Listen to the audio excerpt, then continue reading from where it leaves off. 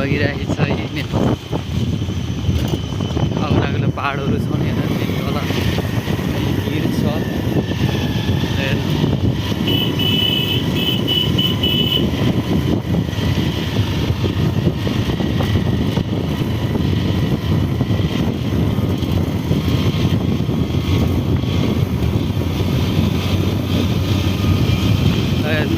जतासुकै पहाडै पहाड छ। पहाडको बिचबाट चाहिँ हामी सिधीमुनि शिलाको दर्शन गर्न चाहिँ हिँड्दैछौँ हामी 4जना भएर।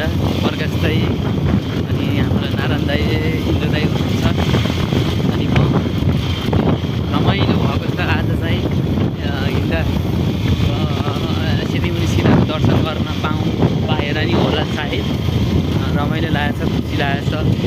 फर्स्ट टाइम चाहिँ तल चाहिँ काली गण्डकी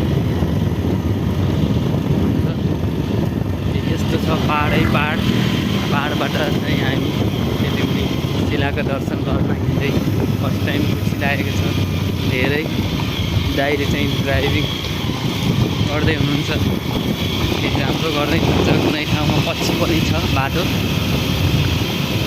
हामी बाइकको यात्रा गर्दैछौँ। राम्रो छ, खुसी लागेको छ। हजुरहरूले पनि हेरेर चाहिँ साथ दिनु होला।